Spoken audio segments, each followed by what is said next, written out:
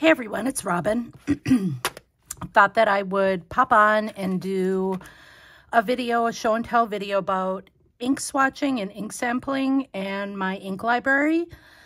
I have some opinions on some of the things that are sitting in front of you that I thought might be helpful to some of you if you're considering making purchases with some of these items. And so yeah, let's just hop right into it. I have 4 inks that I need to catalog and put into my inventory.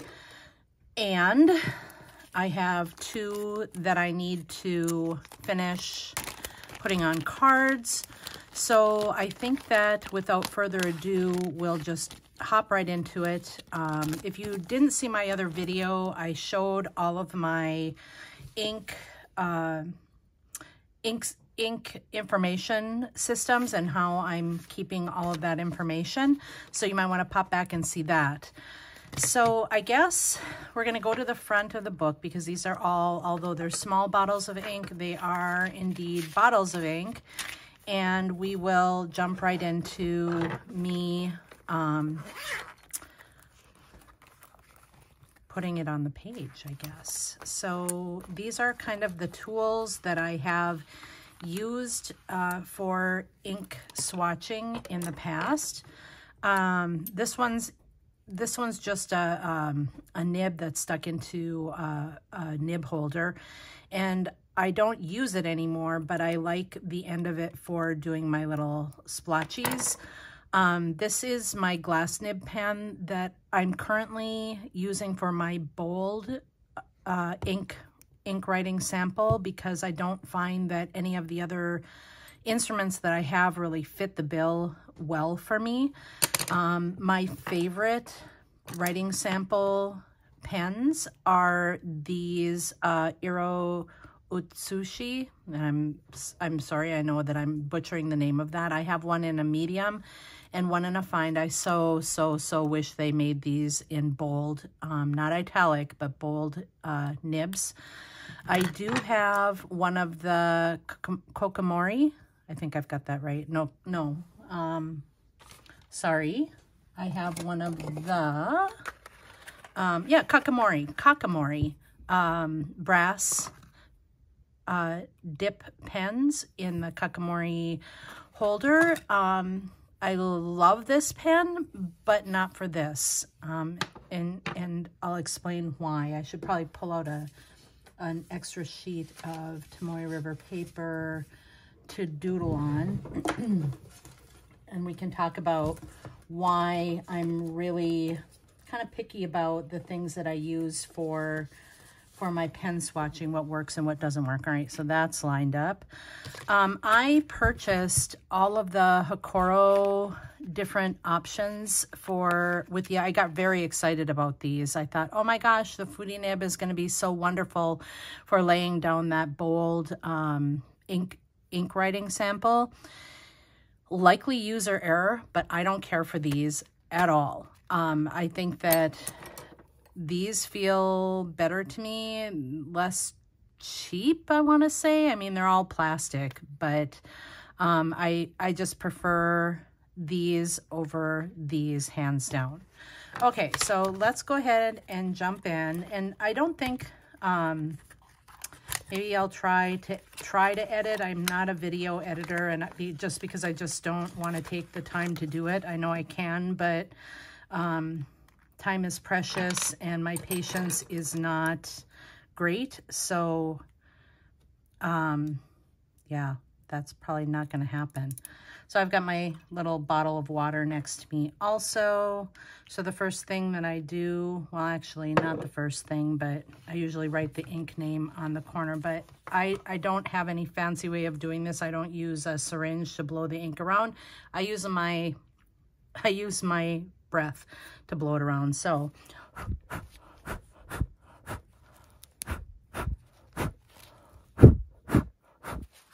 and I just let it make an interesting pattern, and then I leave it as it is. So this is an ink that I found at my local art supply store because I'm kind of infatuated with this sea glass green, blue-green, light teal color ink at the moment. It is Colorverse, and the color is, I always forget, it's got a date on it. It's December 7th, 1787, Delaware. It's part of the United States ink series by Colorverse. I just love, love, love, love this color. And if you've watched any of my videos, you'll know that I'm not a fan of shimmer or the other, why my words are totally escaping me right now. The other type of ink that leaves the halos around things. Good Lord, Robin. I prefer a shading ink, and that's just how I roll. So this is just what I've done regularly in here, and I get a little tired of looking up quotes to put writing, to write things in. So I'm just going to put on my readers so that I can read the nib size. I think I've got it right. So this is the fine dip pen. Hello.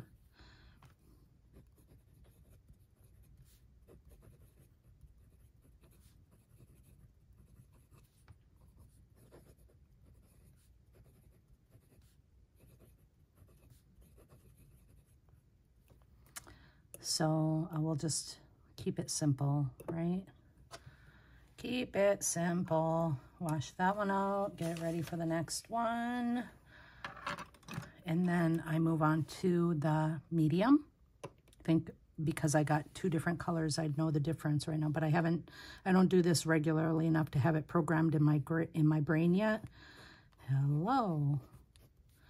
This is the ink using a medium dip pen.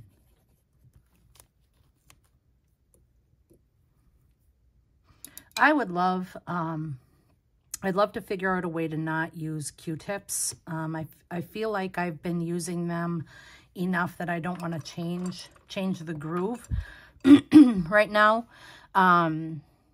I don't like the waste in using the Q-tips, but hello.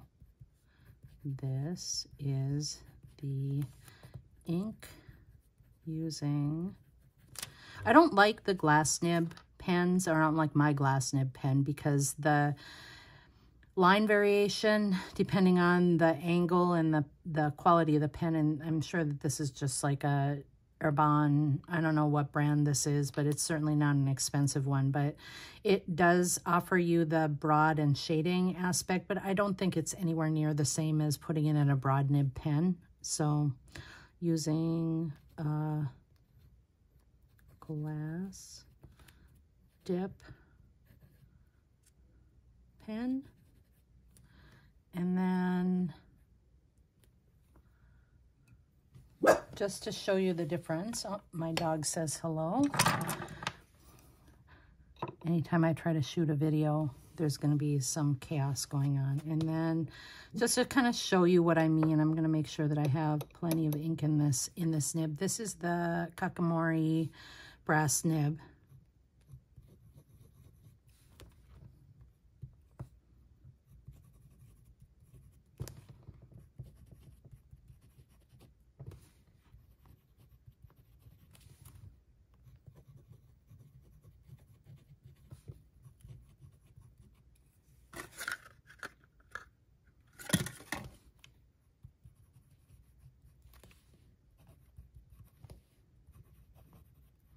So when I look at these, I really prefer the line, the thickness of the line with the glass dip pen, and I'm not a fan at all of the really inconsistent line width that you tend to get with this one. I enjoy this pen for different reasons. I think it's really fun to play in my A6 art journal with this pen, especially if I just want to pick up some of a beautiful color ink and use it on my page, but not, I don't care for it for this purpose. So that takes care of my entry for this book. So let's move on over to my little paper squares. I think I just got ink. Yep, touched the bottle with my arm. Haha, sure you've all been there and done that. Can you do ink samples without getting them all over yourself? Rarely, right? So for this, I just do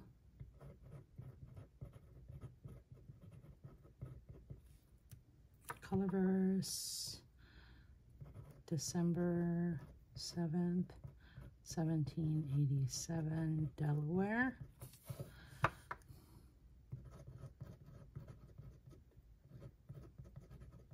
Colorverse December 7th, 1787, Delaware. Can't write and talk. And I know I'm not alone on that either.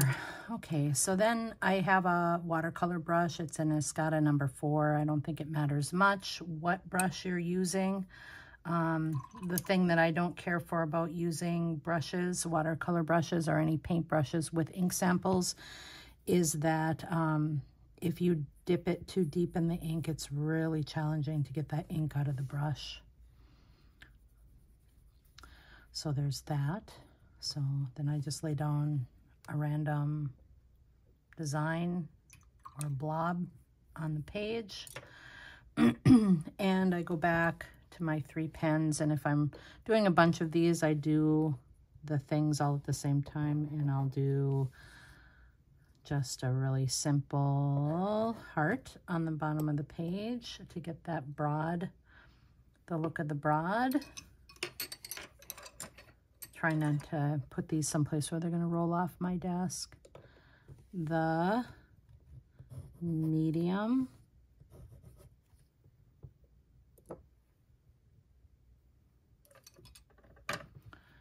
And last but not least, the fine. And that's really enough to give me an idea of the ink colors. So I think having done this one swatch, look at how this is just beautiful, right? It's got that green, some really cool green undertones to it. I'm telling you, this and the dirty or dusty pinks right now are just really, really what I'm gravitating towards.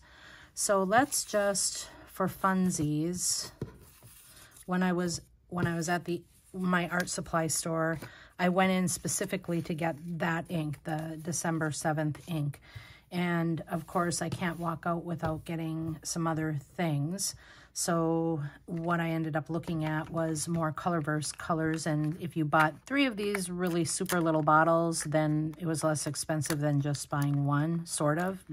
One absolutely would have been less expensive than buying 3, but the price per container was less expensive. So let's just go ahead and throw these down on paper so that you can see them, because maybe somebody's interested in some of these Colorverse ink colors. Not that you couldn't find 50 mazillion other videos that feature them. This one is, oh, I should have done these in a different order. This one is Antimatter, and it's a beautiful dusty purpley color. So let's just go ahead and throw that down. I like to make sure that I'm getting some darker neighborhoods on my paper, because that's what's fun to look at. And I'm just gonna, am I gonna do all of this? I think I'm just gonna put the blobs down for you, and then I'll go back and add the pens at a later time. I don't think you need to watch me do that 3 more times and dip and wash and everything. But I will, when I'm done with this, I will absolutely show you the Hocoro dip pens and the difference between the two. This one is Colorverse Matter, and it's still a little bit of a purpley color, but it leans a little bit more towards a grayish. I don't know what you call this. So there's that one. Washy washy.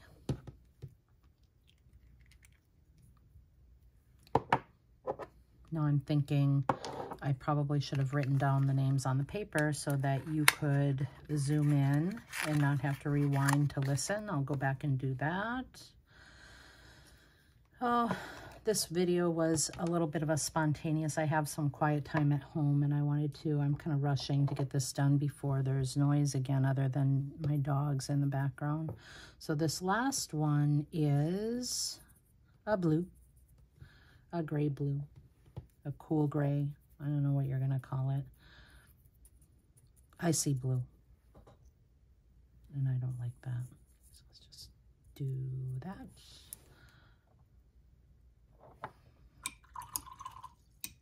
Wash, wash, wash. Set off to dry. Cap ink back up. Okay, so I'll just do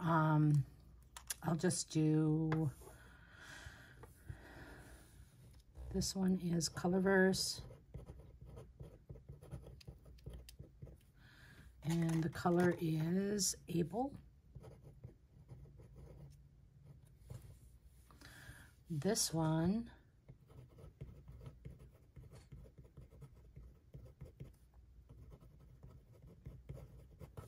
is Matter.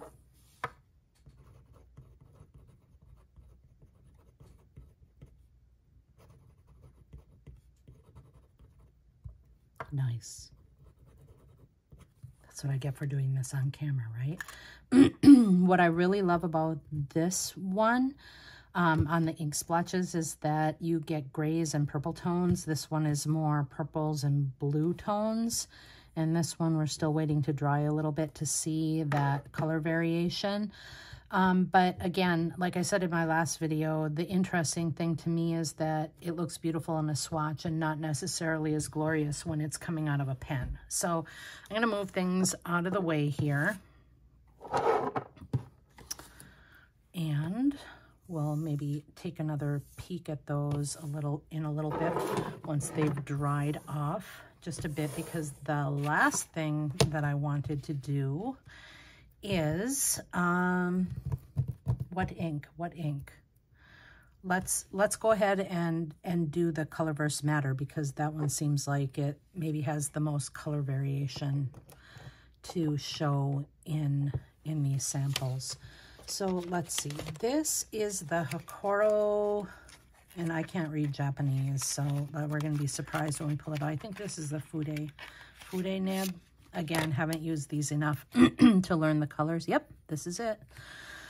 So, ladies and gentlemen, I'm going to grab some paper to just put this on so that it's a little bit softer, not being fancy here. Colorverse jars are so small.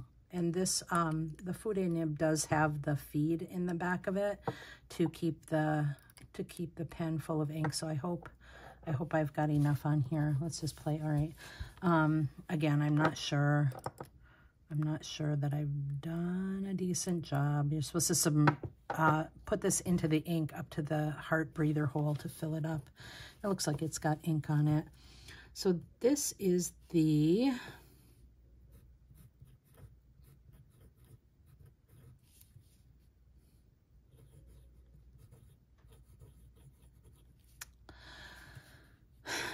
I just can't, you guys. I can't.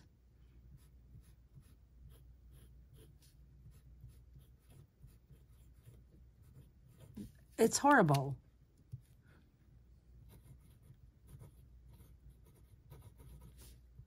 If I'm doing something and it would be an easy fix for me to adjust something, to use this nib so that it works. If you could let me know.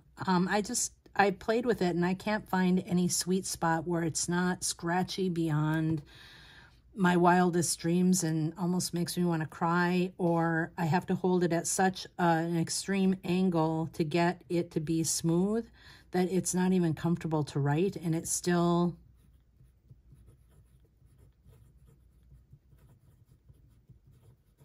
I don't like that messiness. It's great if you're making just straight lines. It's just horrible. And then it's too thin. So I am not a fan of this at all. Hate it. Hate, hate, hate. Let's go ahead and check out the 2.0 italic, because maybe some of you would like to see that. So this one does not have the feed on the back, although you can switch them around so that you have a feed on the back of all of these. I guess that would sort of be a selling point. Not for me, though. See, I just think these are horrible.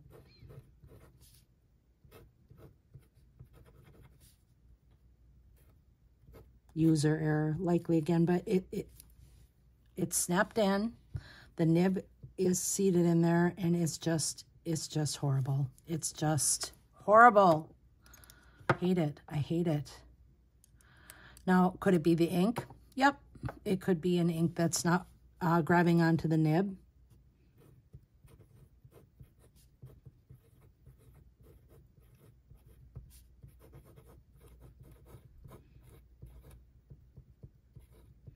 So I guess that's a little bit better. I just, nope. Just no. I have Lamy italic nibs. I have the parallels.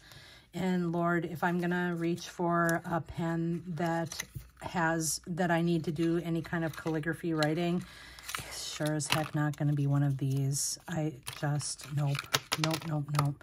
So let me grab that back again. So that was the, what one was that one? This one is the 2.0. This one is the 1.0. And I do have the feed is in this one. So let's see if that makes a difference.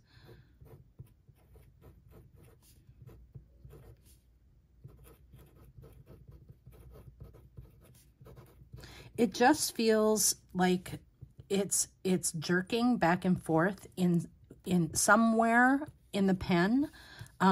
This one was a 2.0. I think there's two L's in italic, whatever. So scratchy. Can you hear it?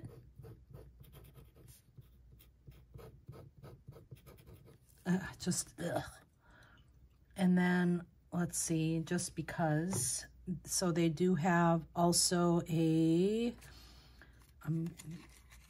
medium, or no, this one is, okay, this is just the fine size, I think. It comes in a Fude, the 1.0, the 2.0, and this one, which I believe is a fine. Pen. Oops. Pull that one out. Put this one back in. I don't know. You guys tell me, maybe I got just a really crappy bunch of nibs in these pens. Look how fine, and it's like extra fine.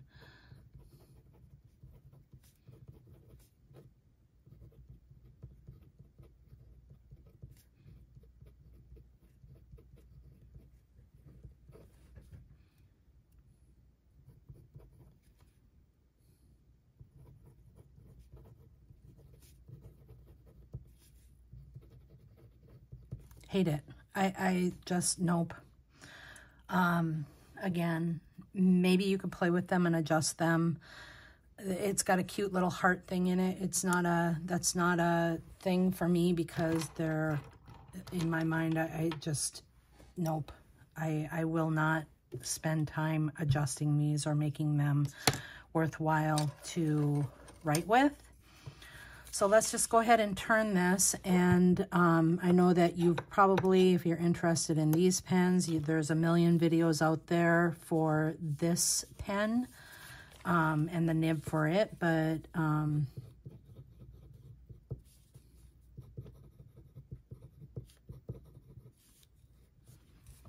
why can't I think today?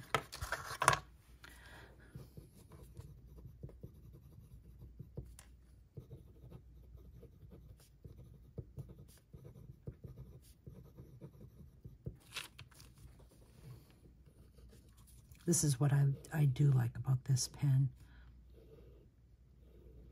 If you're doing any sampling or you want to make some unusual blobs or lines of ink,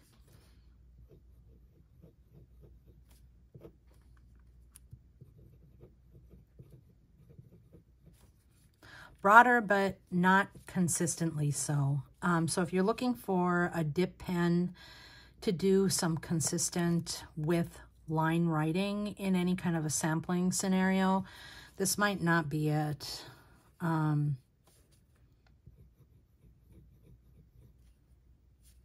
Maybe with some practice, I don't know. I just don't appreciate this line with variation when what I'm trying to do is see what inks look like in different size nibs. So this doesn't provide me the information that I would want to have, and certainly the shading information is already given to me to a great degree on my little ink blobs. So yep, so my recommendations for the price are these two. They're available all over the place. Jet pens, they're not fancy. They come with a really, really complicated cover for the nibs of the pens. My other one's someplace, but these are smooth. They feel solid. They're consistent. I like them. And then I will continue to look for something other than this scratchy old glass dip pen to give me that broad nib consistent writing, because this is even inconsistent. For the broad writing sample, I kind of refuse to dip a fountain pen nib into ink to have to clean it out to just do hearts and doodles on the bottom of the page. So yeah, so my next step, you guys, is to take these samples and glue them onto a coloring card and get that situated in my ink library. So yep, hope it was helpful. If you have any questions or if I've left out any information, please give me a shout out and I'd be happy to help if I can.